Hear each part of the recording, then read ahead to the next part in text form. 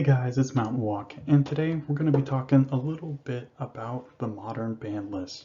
Yep, that's right, we're going to be taking a look at the cards on the ban list, why they're there, maybe if they can come off, and sort of rating them and tiering them, seeing what exactly is going on, and that whole thing. Won't really be talking about like what cards should be banned. I think for the most part, Modern is in a pretty good spot. um, I mean, obviously, I think there is, maybe issues with the four color deck, but uh, I think we'll save that discussion for another time. Other than that, I think Modern's pretty good. Well, maybe minus from the cost too. That's a little unfortunate, but hey, some of those cards get reprinted. Ren and 6 reprint. That's pretty great. But anyways, without further ado, let's go ahead and get started. Alright, so originally Modern was supposed to be a turn 4 format, so basically on average decks didn't kill you before turn 4, whether it be aggro decks or combo decks or whatnot, and things just happened at a slower pace. Of course, that's not really the case today. There are certainly a bunch of different decks that can kill you on turn 3, and it's certainly a much faster format than what it was originally envisioned as, like about a decade ago at this point. So things have changed. The format's gotten certainly much faster, certainly much more powerful. I mean, basically that's the fate of any non-rotating format, is that they get, bigger card pools means just stronger decks in general, right? The power level in the format just always goes up. It pretty much always, almost always gets faster, minus some random situations where things can slow down a little bit, but typically getting stronger, getting faster than what it was in the past. So we need to look at the ban list with that in mind, and how we're understanding like how these cards would fit in with the context of current modern day Modern. Forgive the pun, but so yeah, we've got a couple different rankings, S through D, and basically starting at the bottom, D ranking, it's a bad card, really narrow, a lot of different problems with it. It shouldn't be on the ban list. It's kind of a joke. So think of something like Mind Twist and Legacy, not a good card. C, middling cards. These are cards that are often banned because their performance in maybe like previous formats that really aren't the same thing as what Modern is today. A lot of them have been banned since forever, and yeah, so what they would look like in today's Modern is they would maybe see a little bit of play, but they're very narrow and certainly wouldn't be format warping. B, these are strong cards that were powerful in the past in Modern or adjacent formats, but they haven't held up as well for various other reasons. Everything else is stronger, or there's new printings that punish them, or the metagame is unfavorable for them, that kind of thing. A, these are very strong cards, so think of like when Entomb wasn't banned in Legacy, where it was even now at the time, Entomb is just so much stronger than most of the cards that are in on the Legacy ban list. I mean, compare something like Frantic Search or Earthcraft, right, to Entomb. It's a little silly. So these are extremely unlikely to be banned, or excuse me, unbanned. And if they did, they would be very format warping, very powerful. Again, look at how good Reanimator has been since basically, especially since the unbanned, but mostly since Gristlebrand has been printed. Blue-black Reanimator, red-black Reanimator, so on and so forth. So these could be unbanned. The format could possibly handle them depending on what card it is and what's the, what decks it goes in, and so on, and how does it affect gameplay. But it is very risky and very, very unlikely. Although, again, like I've said, with Entomb, we do see these kind of things. Or another great example would be something like Gush, although Gush is more like an S tier card, right? When they or I should say unrestricted Gush a couple different times in Vintage, and it never worked out. who could have seen that coming, right? Your free card drawing spell that produces mana. Yeah, wow, who could believe that would be broken?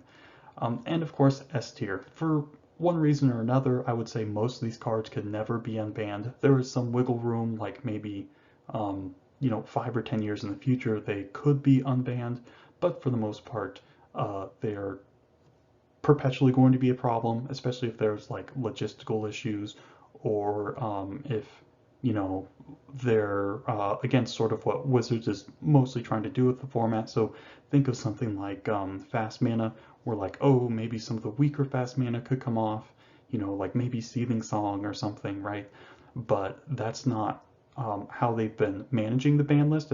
In fact, we've only seen more fast mana cards go on to the ban list. So think of like Mox Opal, Seeming Spirit Guide, and so on. So even though you could maybe make a case like, oh, maybe Seething Song is okay, maybe this could make the Gift Storm, pretty strong. Like, that's just not what they want this format to be. They don't want the really, really powerful combo decks like we would see in somewhere like Legacy. Or at least nothing like Legacy level. You have stuff like Living End, which is a little bit easier to interact with Graveyard Hate and things like that. But yeah, typically S tier will mostly not be unbanned. So yeah, there you go. That's the long and the short of it. So let's go ahead and get started with the D tier. All right, let's start with our good friend Blazing Shoal. So we only have one card in this tier. Uh, the but what does it add tier, which is a common rejoinder you'll see on message boards and on Discord and the internet and just any sort of ban conversation, and this only comes up when people talk about cards that are like super, super weak. I mean, it's the strangest phenomenon. Like if you mention like Mind Twist and Legacy or like Earthcraft or even something like, of course, Blazing Shoal, you'll get but what does it add? Because this is what people settle on when they're all out of arguments, or you've refuted or addressed all of their concerns. But then you have but what does it add?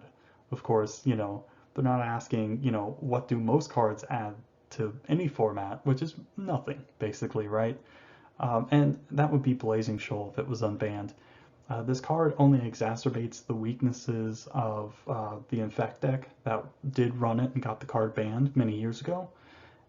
Because obviously Blazing Shoal requires you to play with stuff like Progenitus and Dragonstorm, just really expensive cards that are uncastable. They're bricks, right? Are bad if you draw them not together, right? The Shoal or the Progenitus or whatnot. And of course it only makes you weaker to removal, and you have to spend more main deck slots on cards that are just not very good, especially because there is no good cantrips or things like that to be able to sculpt your draws very well. So Blazing Shoal just very clearly not very good. It actually makes the Infect deck worse if they decide to play it, and Infect is already mostly non-viable, hasn't got a lot of upgrades, is very vulnerable to just all the sorts of different kinds of interaction. Doesn't have a lot of the cards like even the Legacy deck has. Think of something like Invigorate. So Infect has a ton of issues, and Blazing Shoal doesn't solve them at all. So yeah, this definitely not a good card.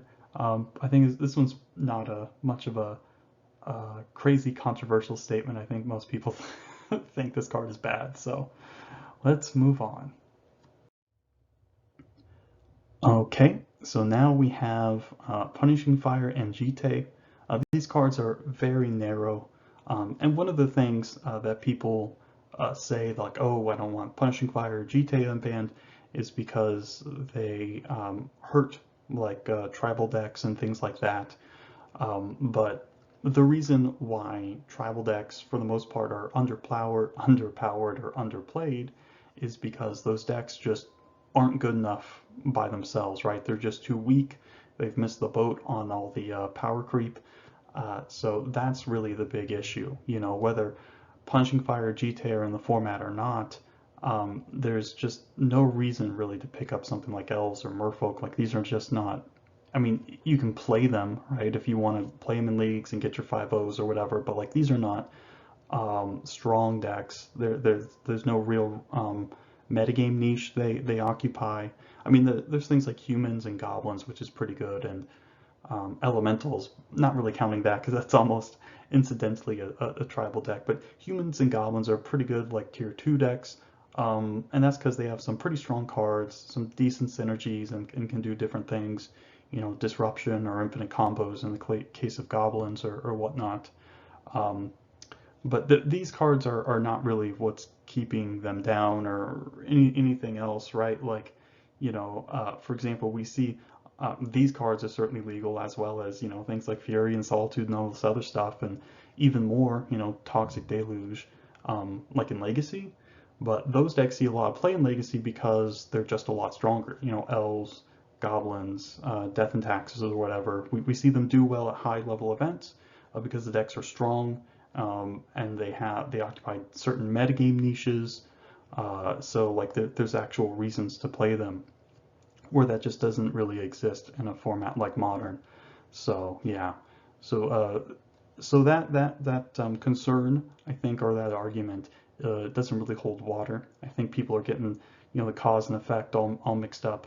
Um, and just in general, these cards are very weak. They're not going to be ubiquitous at all. Punishing Fire, you basically have to play Grove of the Burnt Willows with it, which isn't much of a deck building consideration, but the card is pretty bad versus a bunch of different stuff. Like 2 mana for a shock is not great, and even rebuying it is very slow and dirtily. Again, this is pretty good against creature decks, but only decks with a lot of little small creatures.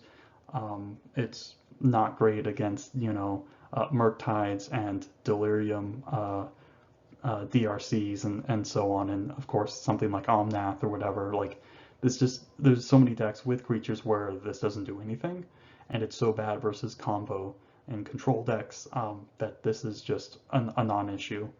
I mean, it might see play like in some sort of deck, maybe some sort of Punishing Maverick kind of deck. If that was the case, that would be an overall win. You know, you get to play with neither Reliquary and stuff like that. So that would be cool, but yeah, this card not really going to do much. GT would see some play, and probably a little bit more than you know, like than just like Stoneforge decks. It might see a little bit of sideboard play against, you know, opposing creature decks, but the things at Tempo Black Hole, you can't really, even with the best draws, like you can't really connect with it before turn 3. And again, it's, you know, it's not like artifacts are hard to deal with. It's vulnerable to all sorts of different things.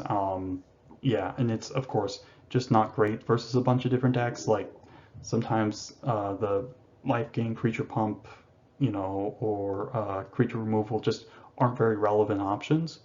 So GTA, again, nice Stoneforge target, can do some stuff, but really overstated for how powerful this card would be, and it's just not that strong, not that strong. So yeah, there you go. So like I said, these are maybe niche cards, might see some play. Certainly GTA more than Punishing Fire, but not problematic. So there you go.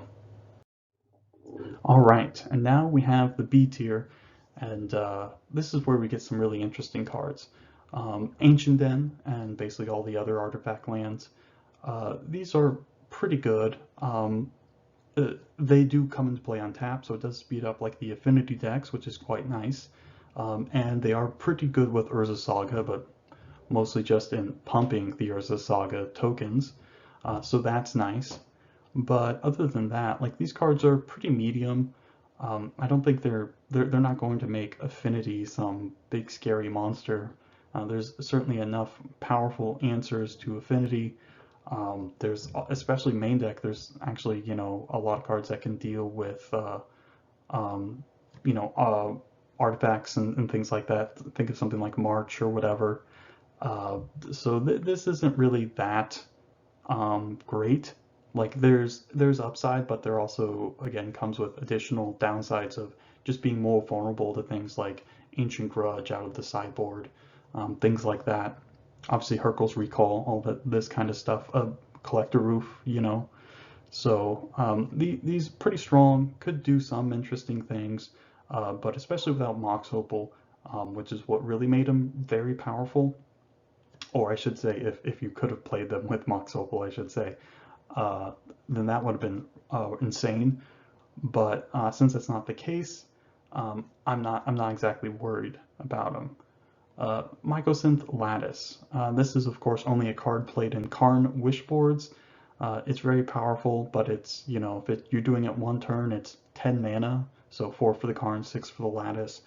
That's beyond fair, right? Obviously, this only sees play in the big mana decks. And if you're waiting to cast the Lattice next turn, obviously that means your Karn is vulnerable to removal or attacks or whatever. So I don't think this is, too strong of a card.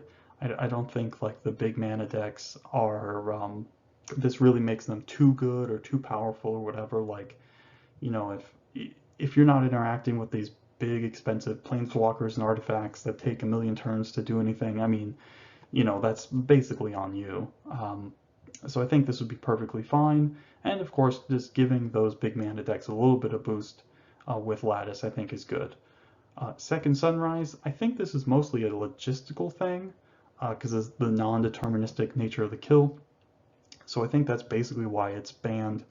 I, it was so long ago, like 2012, right, when the Stanislav Sivka won with Second Sunrise with eggs. That was a long time ago. I don't remember how good the deck was. Obviously, it's probably sort of similar to like KCI, but yeah, I'm not 100% sure about this card. So yeah, I don't know. I think if it is just logistical stuff, then yeah, it should be S tier, obviously. So yeah. So I guess I'll have to withhold judgment, and it probably should have been in S tier if it's just logistics. Bridge from Below. Basically, ban to nerf Hogak. That didn't really work. I think this card's fine, like especially since due to the pitch elementals, it's a lot easier to sort of incidentally have this card removed.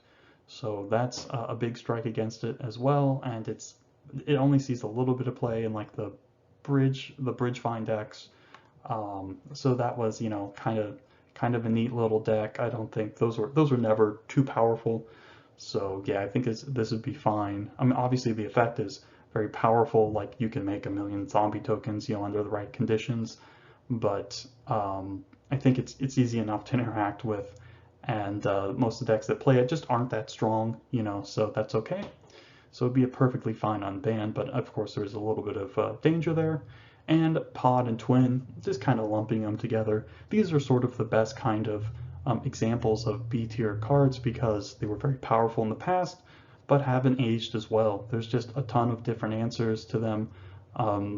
For example, even things like main deck Pithing Needle because of Urza's Saga, and due to Urza's Saga and a lot of different artifact decks, like Pod itself, is a lot more vulnerable. Again, think of things like Ancient Grudge and Abrade, and or even just things like Counterspell and stuff like that. And again, especially with all the additional removal spells, things like your mana dorks are they're just gonna die a lot, because you have obviously Bolt, but you have Heat and Prismatic Ending and March and Fire and Ice and all sorts of different things. So you're never really going to be able to get the turn 3 kill, and the kill requires a bunch of, you not to draw the wrong cards, otherwise you can't combo off. So there's a lot of issues with it. It's a lot slower. It's vulnerable to all sorts of different kinds of disruption. I mean, even something like Ether Gust is pretty good against this card. So yeah, not really scared of Birthing Pod, and pretty much all that same stuff applies to Splinter Twin. Obviously, there's less deck building constrictions, but about the smallest Splinter Twin package you could run is like 4 Twin and then some Exarchs and Pestermites. And so these cards are obviously quite bad on their own, if not complete bricks in Splinter Twin's case. So you can't just jam these into Murktide, because then it's like, okay, I'm removing like actual good cards, because literally everything in Murktide is just all just very good cards. And reducing your consistency to maybe be able to pull off a combo kill, but again, this is vulnerable to a lot of disruption. Like it's not like it's difficult for people to interact with you at instant speed or even for free. Think of something like Force a Bigger on Twin. So that's not so great either. So I think any of the sort of concerns about Splinter Twin making Murktide or some blue-red, actual classical combo control Splinter Twin, like too good, I think those are certainly overblown. So it's like it's not an issue because there's actual deck building costs, they're slow, etc., all that good stuff. All right, now we're getting to some stuff that's pretty spooky, pretty scary, and a lot of this stuff has been issues recently. So starting off, Arkham's Astrolabe. Obviously, this was a big part of the Mox Opal ban. It was very good with Mox Opal within the Urza decks, um, as well as, of course, enabling like the four-color pile decks, which is all it would do if it was unbanned. And of course, like I said, there might be some still lingering issues. This card might be a little bit too good in the Urza decks because it just does so many different things for very little. So that could be an issue as well.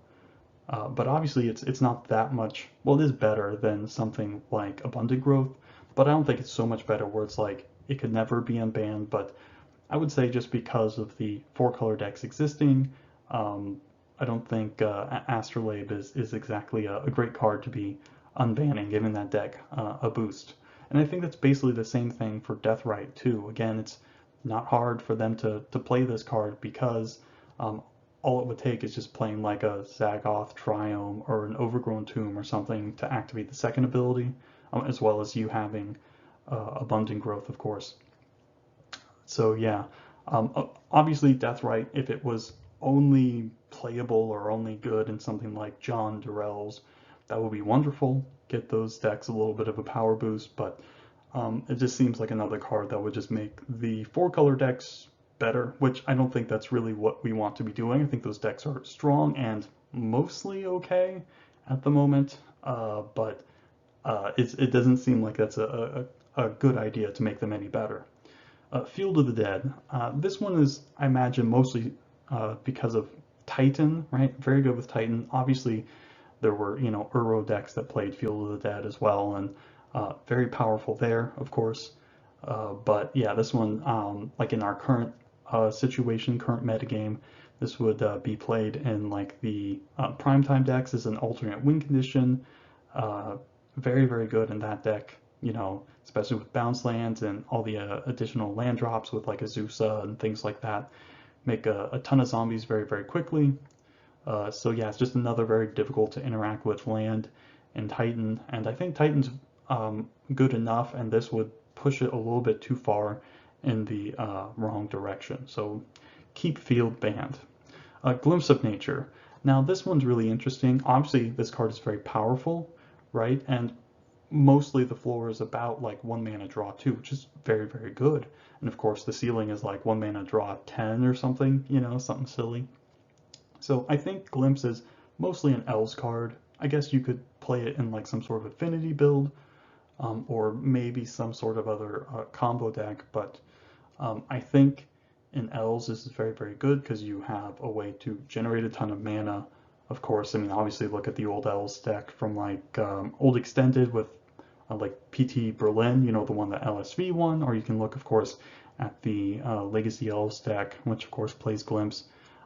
Very, very good there, but I think if it's only a card that's basically just good in Elves, I think that'd be actually really good unbanned because there's just so much interaction, so many different ways to attack the Elves deck, to hate on it. I think that it wouldn't really be an issue. Obviously, Glimpse of Nature is an extremely powerful card, but I don't think it's beyond what Modern could handle. Again, this is all sort of hypothetical. If it's just the Elves deck that's the best home for this, I think that would be okay. Obviously, there's issues that something else could pop up and be degenerate, which is what you get with these super powerful cheap card drawers. So Green Sun Zenith, again another card that would make L's better, but I think this is mostly a card that would be very, very good in the Titan decks. I'm not exactly sure how many you would play. Something like Summoner's Pact is faster, a little better in that when you're comboing out, whereas Zenith is slower, but you can use it to fetch, Dryad Arbor on turn one, or you can fetch the Dryads or whatnot. So there's, a little bit more use there. Again, that seems like maybe this would be too much in those Titan style decks. So I think that could be an issue. This card's good. Obviously, I don't think it'd be ubiquitous. Like some green decks like Yawgmoth probably wouldn't really want to play it because like the really important cards, say something like Blood Artist or Yawgmoth himself, can't be fetched with Zenith. So that's an issue there. I think outside of the Titan decks, it would be fine. Of course, L's would love this kind of thing. But yeah, just because of its applications in Titan, I think that would be a little worrisome. Hypergenesis. This has a little bit more setup required than most of the other Cascade spells, whereas like in Living End you have all the cyclers and it's really easy to fill your graveyard with those, or Glimpse of Tomorrow where you just put stuff into play, any number of permanents, or Rhinos where you just have to cast, the Shardless Agent or whatever. Hypergenesis requires you to have like a bunch of dudes in your hand, and I think obviously it's still vulnerable to like the same stuff as all the other Cascade decks. Obviously, like putting Nemrcool and Eldrazi and a bunch of those guys into play on turn 3 is pretty insane. But like I said, it does require a little bit more setup. Like you do have to actually draw the Eldrazi. So, and it is of course, what's the word I'm looking for? It is symmetrical. So things like Solitude and stuff can be, kind of a counter to that as well. But I think this is a little bit too dangerous. So keep it on for the moment. I don't think there's a lot of benefit of taking it off because there could be, again, it's very powerful and it is a little bit better when you do have the requisite Eldrazi in hand or whatnot, and just putting all that crap into play. Very difficult to come back from. We don't have the same answers as Legacy, so yeah, probably not. Park Clan Ironworks, without Opal, obviously it's a lot worse. Would it be too good now? Even without Opal? Not sure. I think there's a real issue with, I think artifact lands should be unbanned, and if you did, Ironworks probably couldn't be, because just the ability to produce, like 10 mana pretty easily, even after you cast it, or even more than that, really, so I think there's a lot of problems there. So anything that produces that much mana is obviously pretty dangerous, and there's all sorts of things you can do with that much mana. I mean, you could even mirror Incubator, right, like the old standard decks did. So Ironworks, a little less worrisome now because no Opal, but probably not. It seems a little dangerous. Still seems a little dangerous. Mystic Sanctuary, this is also was part of the Uro decks, I believe, and of course the interaction with Cryptic Command is very powerful. And of course you can do stuff with like Miracles, but also Expressive Iteration is very, very good with this. So I think like the blue decks are already very powerful, and this adding like this easily fetchable land and getting back your iterations and stuff, like I think that's probably a bit much. I like Iteration. I think it's a really strong card, obviously, and I think it's good for the format, but I don't think we need to have the Murktide decks being able to loop Iterations with their 1 or 2 Mystic Sanctuaries main deck or something, so that'd be a bit much. But maybe, yeah, definite no on that one. Same thing with Uro. Obviously Uro would just be insane in the 4-color pile decks. It does a really good job of just completely negating and basically time walking the aggro decks, because you get another land drop and of course the 3 life. Will easily buy you another turn, and then of course it just snowballs. I mean, I think Uro is the classic sort of fire designed snowball card, which is rather puzzling why they made it, but hey, here we are, right? So that's nice. So yeah, basically almost no chance recently they'd ever unban it. Maybe in like 5 or 10 years. Like obviously, more powerful answers, maybe more different kinds of incidental graveyard hate, other particular metagame factors could conspire together to make Uro merely just a very, very strong card. But that is not today, and that is not modern at the moment. Once upon a time, this is very similar to a lot of the other cantrips. It's a little worse because it's more prescriptive, and obviously you have to play it in green decks. But it'd be played in pretty much most every green deck, I'd imagine. So that's, not the best. So yeah, just be ubiquitous. Every green deck would play it. Obviously, the power level is like, oh, my first spell, I get a free super impulse. That's a little much. Possible. I mean, it also, of course, again, another card that makes Primeval Titan decks really good, right? Amulet Titan and stuff. So that's another strike against it. So yeah, so not likely for Once Upon a Time. All right, and now we have things like Tubal Trickery. This, of course, is a very recent ban. I don't think this should come off. Again, it's another uh, it's kind of like in some respects like hypergenesis where it's just like this really powerful combo enabler thing, and it's not unhateable, but I can't imagine this card will come off anytime soon, obviously because it is just a fairly recently banned card. I think the gameplay is bad. um, is it too overpowered? I mean, it seems like they really don't like making these glass cannon decks, the glass cannon combo decks, very good in modern, which I think is of course fine. Like they don't really have good gameplay, so I don't think that'll ever come off. So and kind of the same thing with like hypergenesis. Like sure you can hate it out with things like cascade hate, like Voidmere or whatever, but definitely not the best kind of gameplay. So no for that guy, although I mean, I guess, who knows what the future could hold. Uh, Luris, obviously this one, we know exactly what this card does. It certainly helps mid-range black style decks. It was played in a bunch of random stuff, like Hammer Time and Burn. Uh, Obviously, those decks are still about as good as they were without Luris, although maybe Hammer Time's a little worse, obviously, without Luris. But it didn't really hurt their standing too much. Um, we know exactly what this card does, but it is basically ubiquitous, and I guess people were just tired of it. I can't imagine they'll ever unban this guy. I mean, obviously, I'm a little bit of two minds. Like, I hate the companion mechanic. These cards are basically overpowered, even after like the sort of nerf. But Luris did do some good things of making like the Jund or black mid-range style decks just better, much more playable, and that's obviously a very good thing. So, I'm a little bit of two minds, but yeah, this guy's never coming off. I mean, that's for sure. Now we have a card, last but not least, that is obviously very, very powerful. I mean, Skull Clamp you could pretty easily claim is one of the best cards they printed in the last 20 plus years.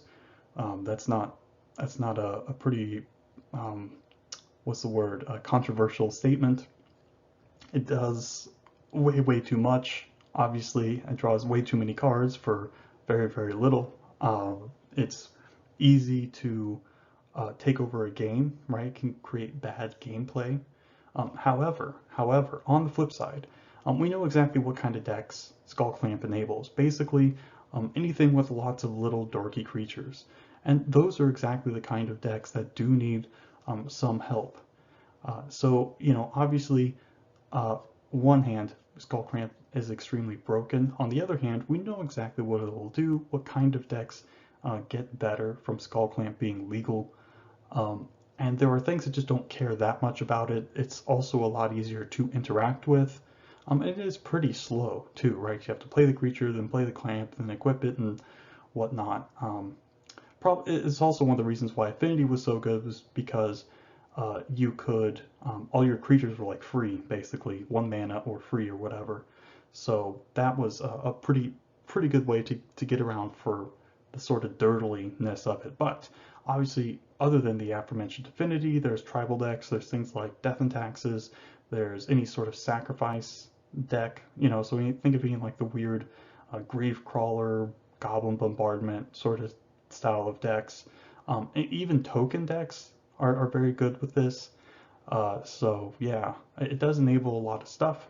Obviously, it's a very dangerous card to one ban, but there is some upside. I don't think they would ever do it, but I think that in reality, there's a lot of benefits. There are some actual upsides to it. So definitely something to think about.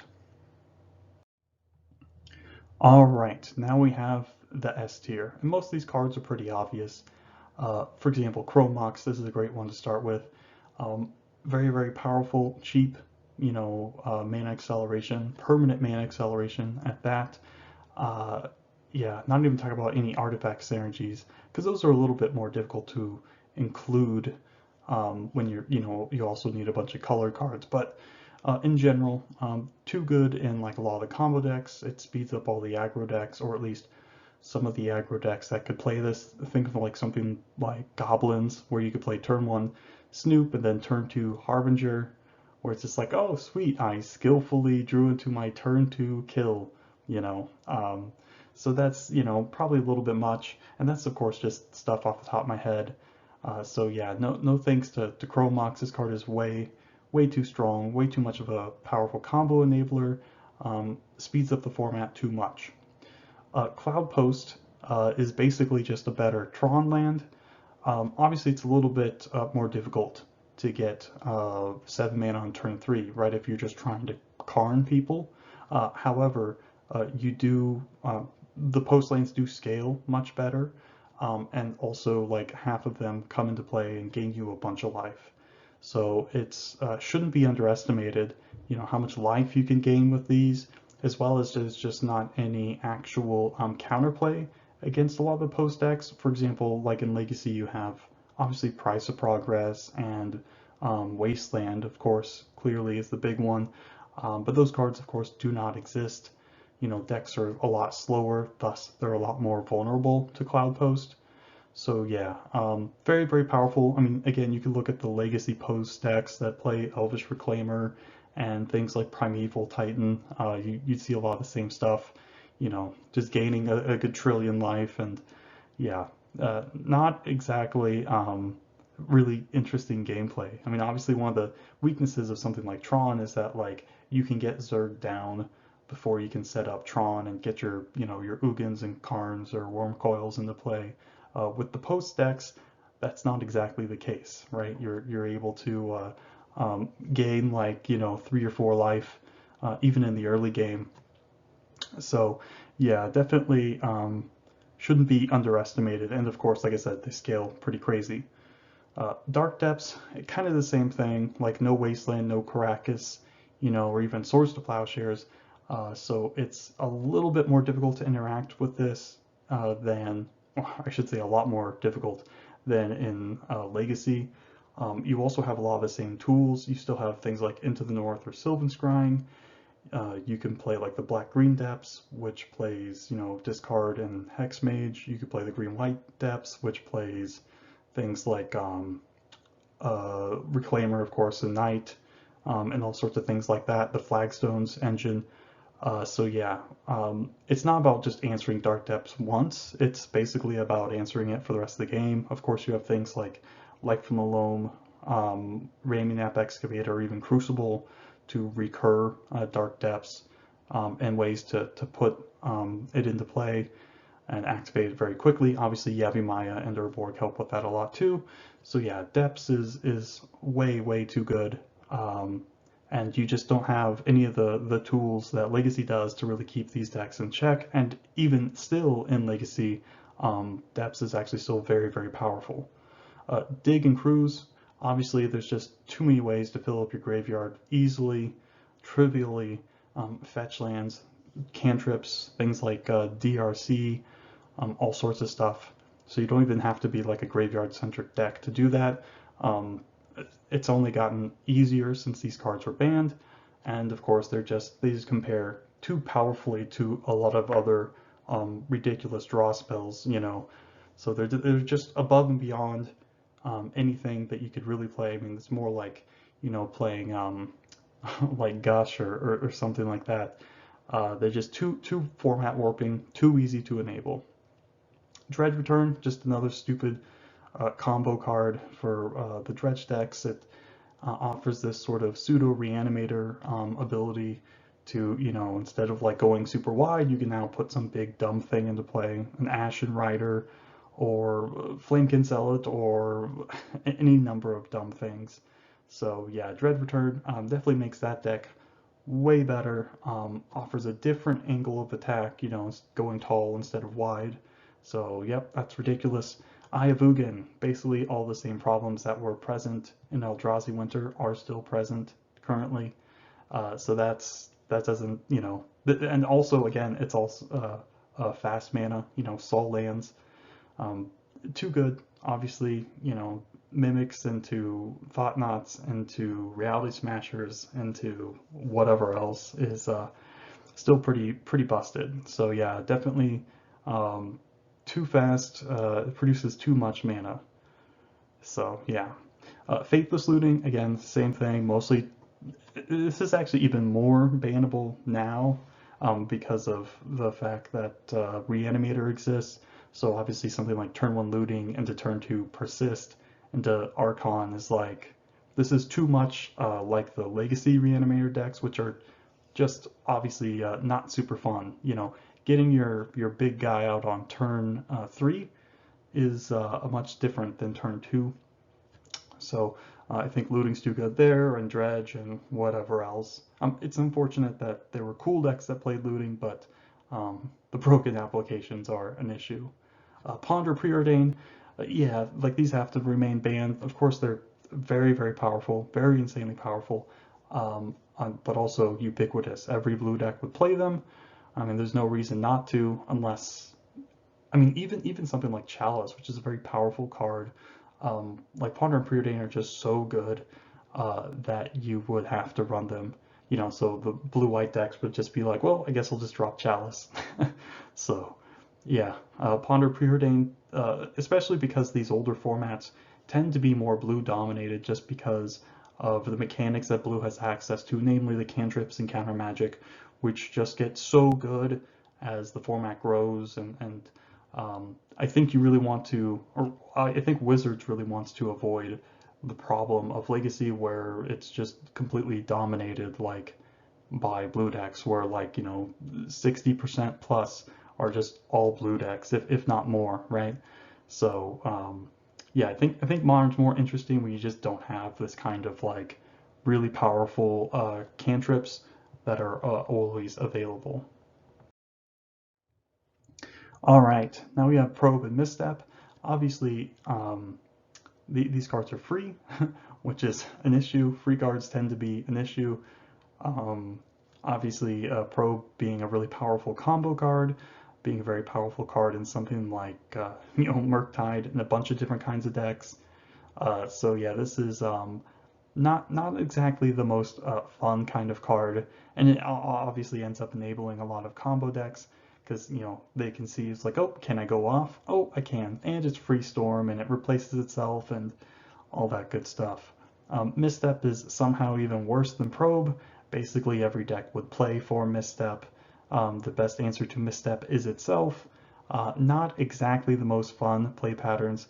Uh, Mental Misstep, I always like to say, is very similar to the same kind of play patterns of like Force Strip Mine, you know, where you just get like they just cast two Strip Mines and like you're just not playing Magic anymore. The same kind of really repetitive game states keep happening over and over every game. Not fun, not fun. Golgari Grave Troll, obviously this was needed to nerf the Dredge deck. I guess it's possible it could come back at some point, but it seems like, you know, this is just something that's kind of needed to bring Dredge back into line, even though it's not super strong right now, basically non-existent. Hogak, yeah, this card is obviously too strong. I don't think we'll ever. I can't imagine. It would be a very different format. It'd have to look a lot more like Legacy for something like Hogak to be okay. So yeah, that's never coming off, obviously. Mox Opal, this is just because Urza Saga exists, there's no way this card can come off. It's just an insane enabler for the artifact decks. It, is an actual factual Mox that produces multiple colors of mana. Um, yeah, I mean, I don't really know what else to say. This card is pretty busted. Uh, yeah, so this is for about 100 different reasons. It's not coming off, right? Oko, yeah, same thing. This card is miserable to play against. Very similar to Misstep. Like it just creates really samey, boring kind of game states. He's very difficult to answer too. Definitely the best showcase of, introducing new card types in the middle of the game instead of like, designing the game around them from the beginning. So yeah, that's a big issue. So, in some, far-flung future, maybe Oko is okay. He just makes a food or whatever, and people scoff and pay, 2 mana to remove him and draw 100 cards or something, and like Oko's fine or whatever. But that's not the world we live in, and so I don't ever see this guy coming off. All the fast mana, like the red fast mana, not coming off. Like I said, even the weaker stuff is not really what Wizards wants. They don't really want to push the uninteractive combo decks too much, so that makes sense. Those aren't exactly the best play experiences, and combo I think is in a pretty good place at the moment. Top is, I mean, it's logistical, right? Logistical reasons of people just taking too long to top, which is an issue, but also power level. Like this card is just insane with counterbalance. Clearly, that's an insane combination of cards. It's also another card you can get off Urza's Saga, so that's another application for. I mean, this card just does so much for basically nothing. It's very difficult to answer outside of something like Croson Grip. So, yeah, top is for about 101 different reasons. Too good. And last but not least, we have Summer Bloom. Again, just a card that was banned because it was ridiculous in the Amulet Titan. If Amulet Titan is not a problem at some point, or just too weak or whatever, maybe Summer Bloom could come off. But Titan, like a bunch of other cards on here, would just be too good with Summer Bloom. Turn 2 kills and things like that. Just too much, I think. So that's it. That's all we got for today, guys. So thanks for stopping by. I hope you feel like you got a little bit smarter, a little less dumb. I hope you enjoyed this, and have a nice day.